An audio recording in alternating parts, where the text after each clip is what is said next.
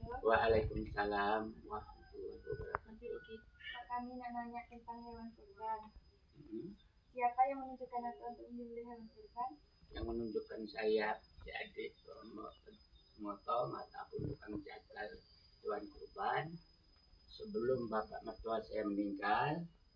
Bapak mertua saya menjabat sebagai P3N, merangkap semua galanya, yaitu dia menjadi pencatat nikah dan dia juga pemotong ataupun tukang jagal dan kurban, akikah dan pembawa tahlil apa segalanya. Dia umur 54 tahun.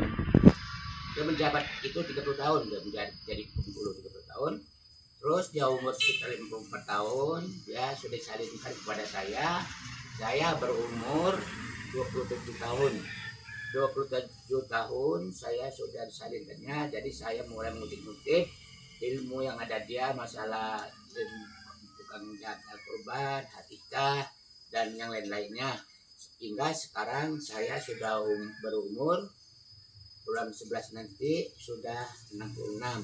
Sedangkan saya, nama saya Supardiana, kelahiran Mentok, lahir tanggal 20 bulan 11 1959, berarti bulan 11 nanti sudah 66 tahun. Terus saya memotong hewan kurban setelah diizinkan oleh mertua saya, dan saya sudah mengambil dengan apa yang pelajaran yang ada di dia. Umur 27 ke sekarang, berarti sudah berapa puluh tahun, ke 30 tahun. Terus saya pun sering diambil untuk kursus Pak Pinang, saya lihat pengkritik terakhir dibentuk di Kesra Emdah. Itu terakhir di situ saya langsung mendapat sertifikat jagal hewan halal. Kalau sekarang ini karena kita dinaungi oleh pemerintah, kalau nggak punya sertifikat kita dianggap bukan jagal ilegal, tidak sah katanya. Jadi alhamdulillah 3 tahun belakang kita sudah punya sertifikat tukang jagal. Jadi kalau apabila ada orang memotong hewan kurban atau apapun, kalau nggak ada sertifikat itu dianggap ilegal. Dengan pun cara-cara memotongnya pun nggak sembarangan, cara merebahkannya ataupun menalikannya. Nah, kita mempunyai fisik harus kuat. Jangan takut sama darah, kita menghadapi memasang tali itu, ini kita harus mau berpengalaman. Tapi alhamdulillah saya karena sudah berapa puluh tahun saya sudah termasuk berpengalaman, belum pernah ditemukan kesulitan tentang memotong itu. Jadi itulah yang saya lakukan selama ini, sampai saya ditanyakan waktu kursus terakhir di Kesra Mentok, kami di Pemda yang kecamatan Simpang Kritik, saya yang ketua. Sampai saya ditanya oleh Ustadz yang ngurus kami itu, dia bilang bapak sudah berapa? Saya bilang dari umur 27 sekarang. Waktu itu ya dia nanya bapak umur berapa? 63. Kalau begitu mereka bilang, kalau begitu kami pak yang belajar sama bapak. Bapak sudah begitu dalam, tidak bisa bilang. Kalian walaupun kalian pernah cucu dari saya, kalian tetap guru saya. Kita harus anggap mereka guru, karena kita mengambil ilmu dari dia juga kan mengutip ilmu. Kita mendapat ilmu itu susah, jadi kita harus anggap ilmu. Cara memotongnya pertama kali syarat-syaratnya kita mau tahu hewan itu penyakit apa tidak, kuping, kaki, ya kita harus tahu semua galanya yang jadi dipotong atau tidak. Pertama, bulunya bersih, kaki-kakinya jangan cacat, dan kuping-kupingnya jangan cacat. Bersihnya lah yang bagus-bagus lah.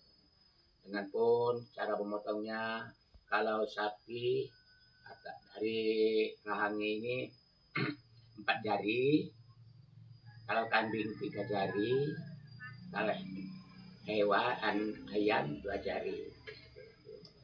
Cara memotongnya kita tidak boleh membaca Bismillahirrahmanirrahim. Berarti kita jadi izinkan Allah Subhanahu wa taala. Kalau kita membaca Bismillahirrahmanirrahim, Allah sayang tidak menjadi kita motong. Karena apa? Bismillahirrahmanirrahim, dengan nama Allah yang Maha Pengasih Maha Penyayang. Jadi Allah sayang. Jadi cukup kita membaca alhamdulillah, pertama-tama kita membaca Bismillahirrahmanirrahim, Allahu Akbar, langsung kita potong. Bismillahirrahmanirrahim, berarti dengan nama Allah yang Maha Besar. Setelah itu kita takbir. Nah, itu kan kita di Idul Adha itu kebanyakan takbir, banyak lah, sebanyak mungkin kita takbir. Nah, cara pembaginya kita harus banyak-banyak mengajak panitia untuk cara membaginya. Kita melihat keadaan dagingnya, kalau banyak 1 kilo kita bagi yang berhak menerimanya. Tapi sebenarnya kalau dia di hewan kurban ini bukan seperti zakat fitrah. Harus zakat fitrah itu memang benar harus yang berhak menerimanya, itu ganda apa fitrah itu kan. Tapi kalau di sini enggak. Kalau bisa dagingnya banyak, orang yang punya mobil 2-3 bisa dibagikan. Bisa dibagi ataupun mendapat bagian. Dengan pun kalau ada suku yang lain non Islam seperti Konghucu, Buddha, Hindu, Kristen datang ke tempat kita, di tempat kita memotong hewan kurban itu, dia mendapat bagi. Cuma mereka kita kasih 1/2 kilo, mestinya kita 1 kilogram, mereka kita kasih 1/2 kilo. Terus mereka bertanya, kenapa? Dia bilang, Pak, kami agama lain hanya mendapat sekian. Terus kita menjawab, kalau ingin mendapat bagi sama seperti kami, sama-sama Islam, masuklah kalian bersama-sama kami dengan Islam, masuk, suruh dia masuk Islam secara mereka. Dengan pun motong ayam kita tidak boleh dicabut bulunya dulu, itu nyiksa. Maka itu kita menyembelih parang atau pisau kita harus setajam-tajamnya. Apakah yang Atuk lakukan dengan daging kurban selain membandingnya kepada orang lain? Daging korban selain itu, kalau kita tidak sebagai tukang jagal, kita tidak boleh misalnya kan, saya tukang potong, saya mau kepala, saya itu tidak boleh itu, kecuali yang panitia ataupun mengasih kita, baru kita boleh ngambil.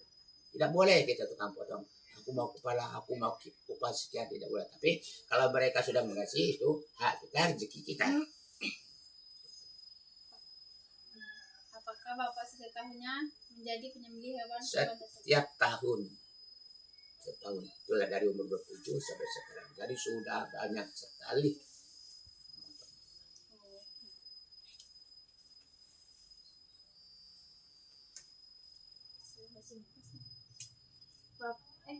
Bapak biasanya memotong hewan kurban di mana?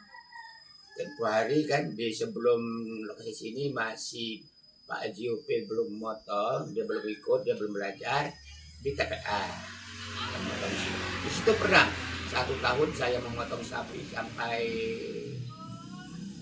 15 ekor, memotong kambing sampai 74 ekor. Terus sekarang datang ini karena orang banyak yang memotong di rumah, jadi karena hak mereka boleh kita datangi, kita hak mereka di mana mereka tahu. Jadi kita keliling, tapi yang terkumpulnya di rumah saya. Tapi mereka mau di rumah mereka harus kita datangi, karena hak mereka. Nah, yang punya daging dia boleh ngambil sebagian. Yang misalnya dia punya sapi, dia boleh ngambil 1 juta, nanti dia bagi sama keluarga. Boleh. Kamu punya sapi, kamu punya kambing, kamu boleh ngambil 1 juta, kamu bagi kepada keluarga. Itu ada hak, nggak haram, hak kamu sendiri. Oke, terima kasih Iya. Atok. Iya.